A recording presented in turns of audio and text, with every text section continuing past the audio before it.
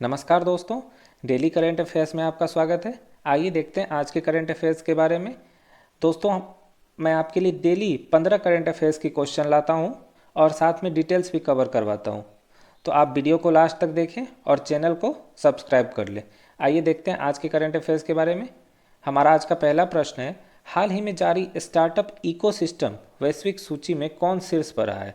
तो ये हो जाएंगे ऑप्शन ए सिलिकॉन वैली। समझते हैं इनके बारे में।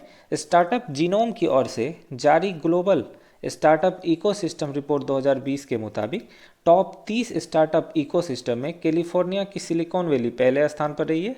इस रैंकिंग में हमारे देश भारत की राजधानी दिल्ली 36वें स्थान पर रही है। आइए देखते हैं अगला प्रश्न।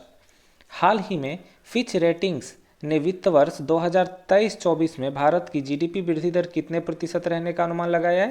तो इसका जवाब हो जाएगा 6.3% वृद्धि दर रहने का अनुमान लगाया है। आइए समझते हैं इनके बारे में।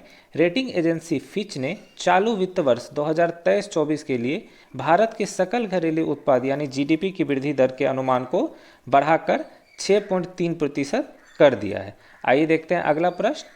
हाल ही में मार्सेल सियोलाकू को किस देश के प्रधानमंत्री के रूप में नियुक्त किया गया है? तो ये हो जाएंगे ऑप्शन बी, रोमानिया के प्रधानमंत्री के रूप में इसे नियुक्त किया गया।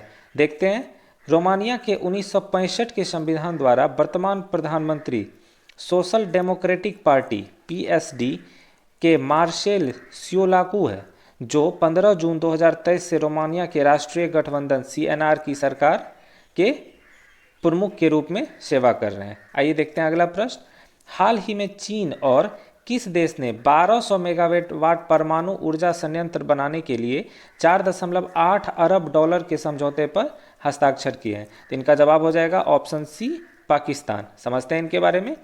चीन ने नकदी संकट से जूझ रहे पाकिस्तान को पंजाब सूबे में 4.8 अरब डॉलर की लागत से 1200 मेगावाट क्षमता का एक परमाणु संयंत्र लगाने के लिए मंगलवार को एक समझौते पर हस्ताक्षर किए हैं।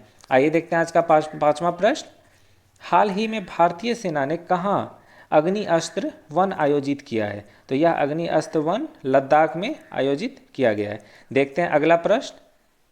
हाल ही में राज्य स्तर पर योग सत्र के लिए सबसे अधिक लोगों के एकत्र होने का गिनीज वर्ल्ड रिकॉर्ड कहां बना है? तो यह बना है गुजरात के सूरत में। देखते हैं इनके बारे में। गुजरात के सूरत शहर ने एक स्थान पर योग सत्र के लिए सबसे अधिक लोगों को एकत्र होने की गिनीज वर्ल्ड रिकॉर्ड बनाया है। इस कार्यक्रम में 1 लाख से ज़्यादा लोगों ने हिस्सा लिया है। आइए देखते हैं अगला प्रश्न। हाल ही में किस राज्य सरकार ने विट्ठल रुक्मिणी वारकरी बीमा छत्र योजना शुरू की है?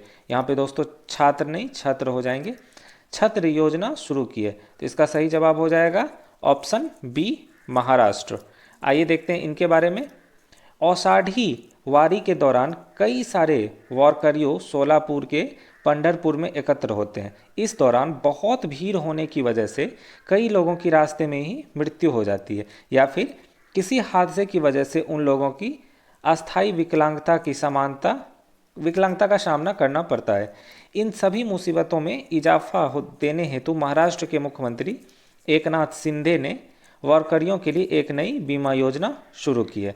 आइए देखते हैं अगला प्रश्न। हाल ही में उत्तर भारत के पहले स्कीन बैंक का उद्घाटन कहां पर हुआ है? तो यह हो जाएंगे ऑप्शन बी, नई दिल्ली में किया गया है। आइए देखते हैं इनके बारे में।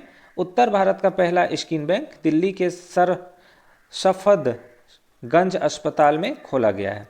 आइए देखते हैं अगला प्रश्न। हाल ही में किसे गिफ्ट सिटी लिमिटेड के चेयरमैन के रूप में नामित किया गया है? तो इसका जवाब हो जाएगा ऑप्शन ए, हसमुख अधिया को। आइए देखते हैं इनके बारे में। वरिष्ठ सेवानिवृत्त नौकरशाह और पूर्व केंद्रीय वित्त सचिव और राजस्व सचिव हसमुख अधिया को गिफ्ट सिटी लिमिटेड के अध्यक्ष के रूप में नामित किया गया है। आइए देखते हैं आज का 10वां प्रश्न। हाल ही में भारत की सबसे आकर्षक ब्रांड कौन सा बना है? तो ये हो जाएंगे टाटा पावर। समझते हैं इनके बारे में। टाटा पावर कंपनी वर्ष 2023 के दौरान भारत की सबसे आकर्षक एम्प्लॉयर ब्रांड के रूप में सामने आई है। इसके बाद अमेजॉन और टाटा स्टील का स्थान रहा है। आइए देखते हैं अगला प्रश्न। हाल ही में कहाँ एक पुरातत्वविद द्वारा मध्य पाषाण मध्यपाषाण युग रॉक पेंटिंग की खोज की गई है? तो इसका जवाब हो जाएगा ऑप्शन बी, आंध्र प्रदेश में। आइए देखते हैं इनके बारे में।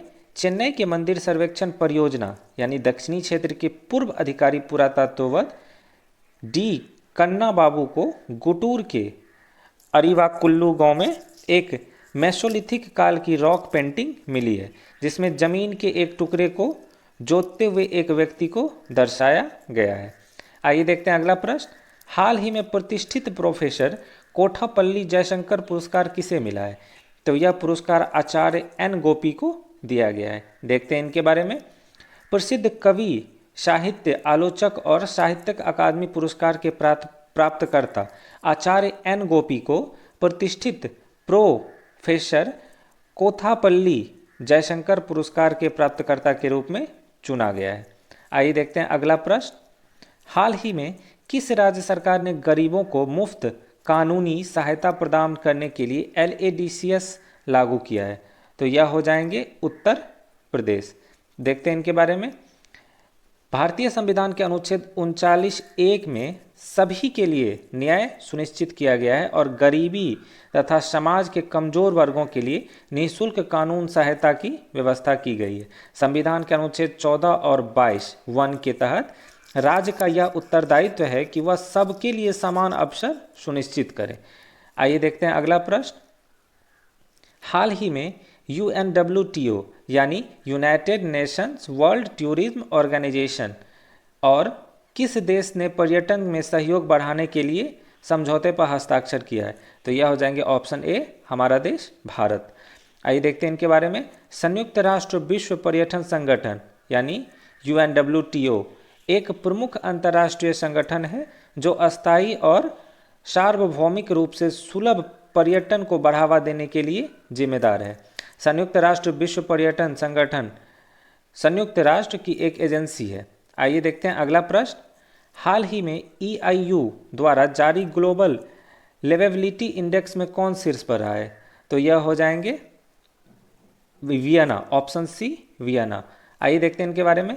कुल 140 शहरों की इस सूची में दिल्ली 112वीं पायदान पर रहा है, जबकि ऑस्ट्रिया की राजधानी वियना भारी उलटफेर करते हुए प्रथम स्थान पर आ गया है। आज के लिए दोस्तों इतना ही। अगर आपको हमारी वीडियो अच्छी लगती हो तो आप चैनल को सब्सक्राइब कर लें ताकि डेली करंट अफेयर्स की जानकारी आपको मिलती रहे।